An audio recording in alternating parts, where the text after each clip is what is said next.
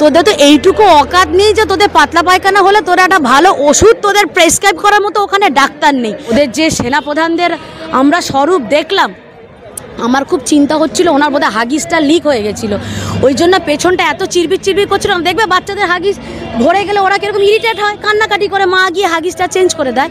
আমি ওদের ওই সেনাপ্রধানদের ওই অ্যাক্টিভিটি দেখে মনে হলো ওদেরও বোধহয় হাগিসটা ভরে গেছে, লিক হয়ে গেছে, সেই ইরিটেশনে হয়তো কিছু বলে ফেলেছে। আজকে বোধহয় কোথায় গেছে? আগরতলা দখল করতে গেছে নাকি? আমি বলবো একটা মানে এক্সেল সাইজের বড় একটা হাগিসের প্যাকেট যেন নিয়ে যায়। আমি চাইছি, আমি হাত জোর করে অনুরোধ করছি, ওরে ভিখারির বাচ্চা, ওরে কাঙালি, তোরা আসিস না, তোরা এসে হেগে মুতে ছড়িয়ে আমার দেশটাকে নোংরা করে যাচ্ছিস। বাবরি মসজিদ এই সময় তৈরি করবে, আগে ওর যদি গুড়দায় দম থাকে, আমি ওই চুলের নেতাকে আমি বলছি, ওর যদি গুড়দায় দম থেকে ও একটা ইট পেতে দেখাক আমার পশ্চিমবঙ্গে। আপনি এদেরকে যতই দিন এদের পোষাবে না, আর এদের হাতেই কিন্তু আপনার শেষ, কারণ এটা ওপরে মহাকালের খেলা। কিন্তু আপনার এই মুসলিম প্রেম, আপনার এই রোহিঙ্গা প্রেম, আপনার এই অনুপ্রবেশকারী প্রেম, এইটা যে আমাদের সাড়ে সর্বনাশ ডেকে এনেছে, আজকে এর ফল আপনাকেও ভুগতে হবে। নামের কলঙ্ক উনি নিজেই, উনি মমতা নামের মাধুর্যটা উনি নিজে রাখতে পেরেছেন? উনি রাখতে পারেননি। আজকে শুধু নিজের লালসা, নিজের ভোট ব্যাংক বলতে শুধু এরাই, আমরা কেউ না আপনার কাছে। আজকে আমার রাজ্যটাকে আপনি শেষ করে দিলেন এই এই শকুনগুলোকে, এই নরপিশাচগুলোকে ঢুকিয়ে। আজকে কি হচ্ছে? দিনের পর দিন এগুলো দিনের পর দিন হয়েছিল, তখন আপনি কোথায় ছিলেন? তখন আপনার চোখ খোলেনি? এখন আপনি রাজ্যবাসীকে ললিপপ চষাতে আসছেন? আপনারা যান গিয়ে বলুন, যখন আমার সন্তানকে চাকরি দিতে পারছো না, লক্ষ্মী ভাণ্ডার বাড়াও, 10,000 টাকা দাও, দেখি ক্ষমতা। তারা উন্নত লেভেলের বেঈমান তো, কারণ যারা মুজিবরের মূর্তি ভাঙতে পারে এবং তার মূর্তির ওপর দাঁড়িয়ে পেটছাপ করতে পারে, আমার মনে হয় না তাদের মতো এরকম নিকৃষ্ট মানে গুয়ের পোকা এগুলো মানুষের পর্যায়ে পড়ে না। কার্যত সংবাদ মাধ্যমে বিভিন্ন রকম প্রশ্ন, সাধারণ মানুষের প্রশ্ন, যে বাংলাদেশ ইস্যু নিয়ে মুখ্যমন্ত্রী কেন এখনো কথা বলছেন না। তারপরেই দেখা গেল বিধানসভায় মুখ্যমন্ত্রী বললেন যে কলকাতা দখল করলে, বাংলা, বিহার, উড়িষ্যা দখল করলে তাহলে কি আমরা লজেন চুষবো? তা আমি বলছি যে যখন গুলশান কলোনি বাংলাদেশিরা দখল করেছিল, তখন মুখ্যমন্ত্রী কি চুষছিলেন? আমার সঙ্গে এই মুহূর্তে রয়েছে দিনিতাদি। দিদি, মুখ্যমন্ত্রী বলছে যে কলকাতা দখল করলে আমরা কি লজেন চুষবো, তাহলে যখন গুলশান কলোনি বাংলাদেশিরা দখল করে রেখেছে তখন মুখ্যমন্ত্রী কী করছে? এটা যখন আমার রাজ্যের অভ্যন্তরীণ ব্যাপার, অন্তত এই বিষয়ে আমি কোনো দ্বিমত হব না। কিন্তু এটা একদম, তুমি সেকেন্ড প্রশ্নটা যেটা করলে, তাহলে ডেমোগ্রাফি তো একদিনে চেঞ্জ হয়নি। আজকে 34 বছরে যে ফান্ডাটা নিয়ে উনি এতদিন ধরে চেঁচালেন, এই 34 বছরের এই অনুপ্রবেশ নিয়েই তো উনি বিধানসভায় চেঁচিয়েছিলেন। উনি স্পিকারের মুখের ওপর কাগজ ছুঁড়ে ফেলেছিলেন, উনি কেঁদে বিধানসভা থেকে বেরিয়ে এসেছিলেন। তাহলে আমি মানলাম যে 34 বছর ওরা অনেক অপকর্ম করে গেছে বলে ওদের অপশাসন ঘুচিয়ে আমরাই এনেছিলাম আপনাকে, কারণ আপনার নামটা শুনে, মমতাময়ী নামটা শুনে আমরা আপনাকে মায়ের আসনে বসিয়েছিলাম। 13 বছরে আমরা কি পেলাম? আজকে 13 বছরে আমার ডেমোগ্রাফি চেঞ্জ হলো, আমরা এইটা পেলাম। আজকে আমার সোনার পশ্চিমবঙ্গ, পশ্চিম বাংলা, যেটা শ্যামাপ্রসাদ মুখার্জি, আর এটা আমি বারে বারে বলি, শ্যামাপ্রসাদ মুখার্জিকে বিজেপি বলে দাগিয়ে দিও না। উনি বাংলার বাঘ স্যার আশুতোষ মুখার্জির ছেলে। এই যে পেছনে আমাদের প্রেসিডেন্সি, ওখানকার উনি ভাইস চ্যান্সেলর ছিলেন। তাহলে এই মানুষটাকে তো কোনো রঙে রাঙিয়ে দিলে হবে না। হ্যাঁ, উনি জনসংঘ থেকে বেরিয়ে এসে, উনি প্রথমে কংগ্রেসে ছিলেন, তারপর জনসংঘ থেকে বেরিয়ে এসে উনি স্বতন্ত্র পার্টিটা ফর্ম করেছিলেন ঠিকই। তাহলে সেই মানুষটা আমাদের জন্য পশ্চিমবঙ্গের হিন্দুদের একদম স্পেসিফিক করে বলা আছে, পশ্চিমবঙ্গকে হিন্দুদের সেফ ল্যান্ড হিসেবে ছিনিয়ে এনেছিলেন। তাহলে আপনি কোন আসপর্দায় আজকে শুধু নিজের লালসা, নিজের ভোট ব্যাংক বলতে শুধু এরাই, আমরা কেউ না আপনার কাছে। আজকে আমার রাজ্যটাকে আপনি শেষ করে দিলেন এই এই শকুনগুলোকে, এই নরপিশাচগুলোকে ঢুকিয়ে। আজকে কি হচ্ছে দিনের পর দিন? আরে শুনুন, আপনি একটা কথা বলেছিলেন না, যতই দাও ততই চাই, পোষায় আর না। তো আপনাকে এটা আপনাদের মাধ্যমেই আমি জানিয়ে রাখছি দিদি, আপনি এদেরকে যতই দিন এদের পোষাবে না, আর এদের হাতেই কিন্তু আপনার শেষ, কারণ এটা ওপরে মহাকালের খেলা। আপনি যে নোংরামোটা করলেন আমাদের সাথে, যে প্রতারণাটা করলেন গোটা আপামর রাজ্যবাসীর সাথে, এটা মেনে নেওয়া না। আপনি কি ভাবছেন দুহাত তুলে আপনাকে কেউ আশীর্বাদ করেনি? কারণ ভোট আপনারা করতে দেন না, ফেয়ার ভোট।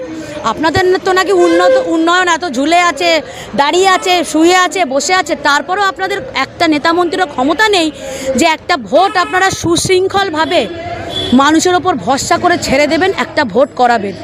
আমাদের থেকেও বাজে অবস্থা ছিল না ইউপি বিহারের? আজ অবধি ইউপি বিহার এত ভোট হয়েছে, কেউ বলতে পারবে একটা কেউ কারো গায়ে টোকা মেরেছে, কেউ কাউকে ঠেলা ধাক্কা দিয়েছে? আর আমাদের এখানে সামান্য উপনির্বাচনেও বোমগুলি, আর উপনির্বাচন গ্রামীণ ব্যাংকের নির্বাচনও বোম গুলি চলছে, মার কাটারি। মানে এখানে ভোট শব্দটা থাকতে হবে, মানে ভোট শব্দটা থাকলে বিনা রক্তক্ষয়, বিনা একটা জীবনহানি হয়ে এই পশ্চিমবঙ্গে কোনো কিছু সম্ভব না। কিন্তু আপনার এই মুসলিম প্রেম, আপনার এই রোহিঙ্গা প্রেম, আপনার এই অনুপ্রবেশকারী প্রেম, এইটা যে আমাদের সাড়ে সর্বনাশ ডেকে এনেছে, আজকে এর ফল আপনাকেও ভুগতে হবে।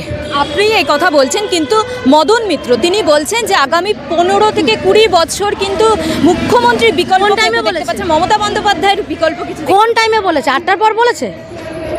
এই স্টেটমেন্টটা কখন দিয়েছে? রাত্রি 8টার পর না 8টার আগে? যদি রাত্রি 8টার পর মদন মিত্র কোনো কিছু বলে থাকে, তার প্রশ্নের উত্তর আমরা দেব না। উনি তখন একদম কালারফুল বয় হয়ে যায়, ও লাভলি, আমাদের সবার প্রিয় মদনদা।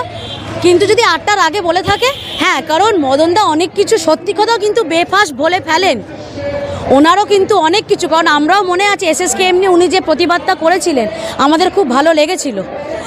তারপর যাই হোক, ওনাকে ওনার দিদি লাভলি বয় বলে, কালারফুল বয় বলে বকাঝকা করাতে উনি তখন চেপে গেলেন। এখন বাধ্য হয়ে ওনাকে ওনার দিদির প্রশংসা করতেই হচ্ছে।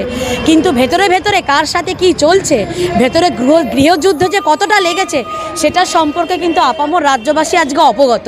অতএব মদনদা, আমরা তো তার দ্বিতীয় দিকটাও নিতে পারি যে ঠিকই তো বলেছে, যে কারণ আজকে তো ওনার নামের কলঙ্ক উনি নিজেই, উনি মমতা নামের মাধুর্যটা উনি নিজে রাখতে পেরেছেন, উনি রাখতে পারেননি।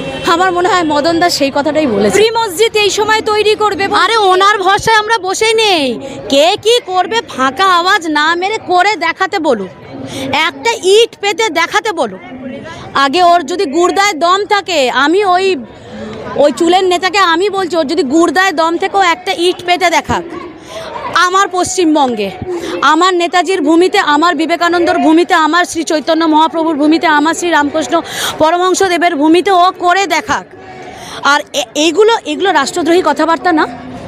এবার কোথায়? চল, আমি সব ছেড়ে দিলাম, এই কথাগুলো ওনার কানে ঢুকছে না। ঢোকার পর উনি কী স্টেপ নিয়েছেন? উনি ওনার মেয়রের এগেনস্টেই বা কী স্টেপ নিয়েছেন? যখন বলেছিল যে হিন্দু ধর্মে জন্মগ্রহণ করা নাকি দুর্ভাগ্যজনক, ইসলামে দাওয়াত দিচ্ছিল সবাইকে, তাহলে এই দুটো মন্ত্রীর বিরুদ্ধে উনি কি স্টেপ নিয়েছেন?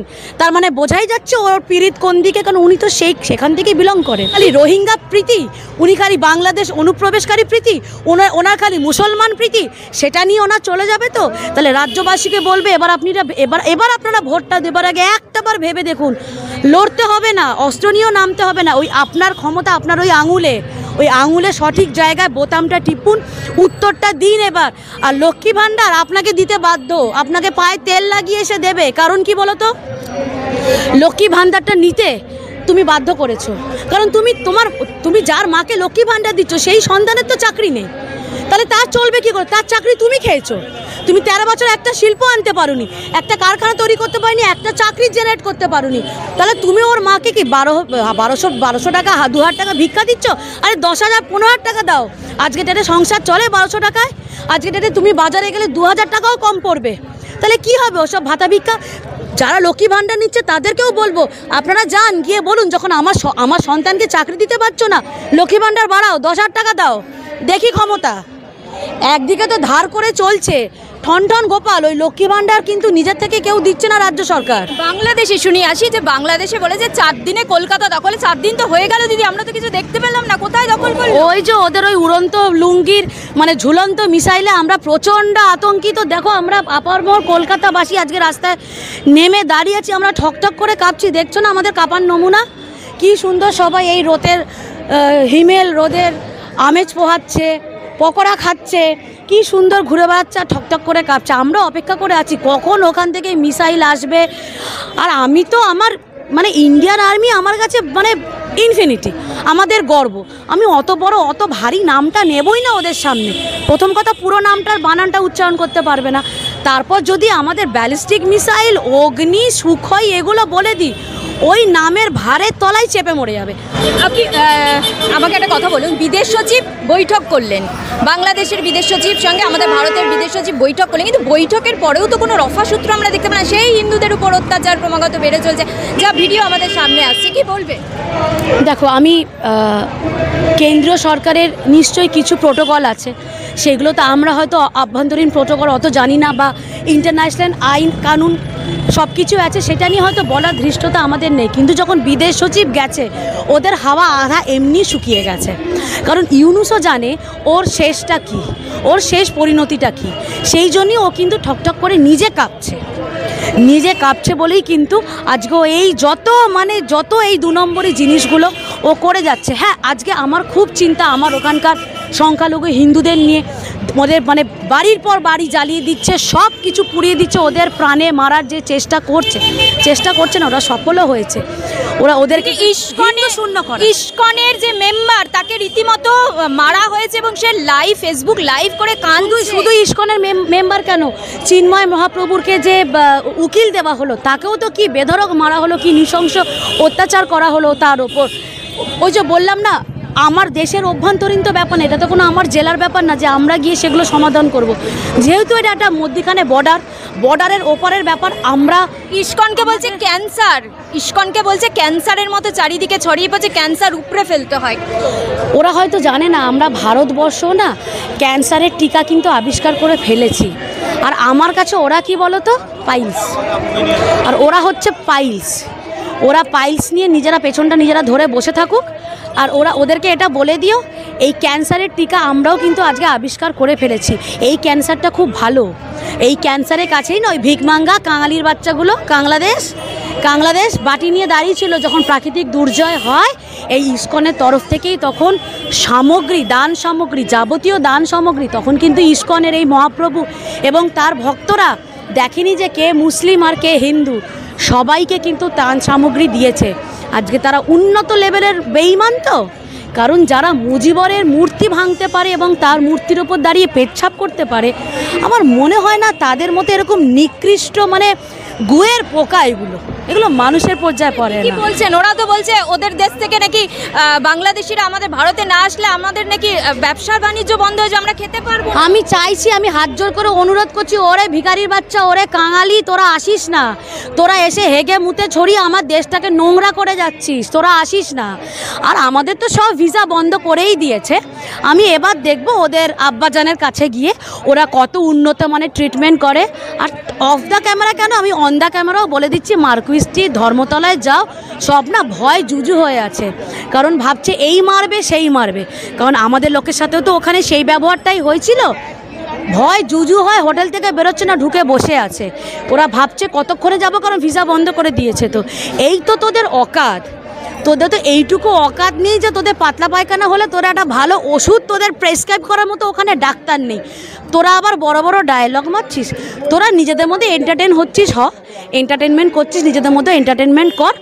আমাদেরকে নিয়ে তোরা একদম ভাবিস, আর একদম ভিখারি বাচ্চাদের বলে দিচ্ছি তোরা আসবি না, একদম হাঁকতে মুখতে আমার এখানে। আর তোদের আসার আর প্রশ্নই নেই, তোরা আসতেও আর পারবি না।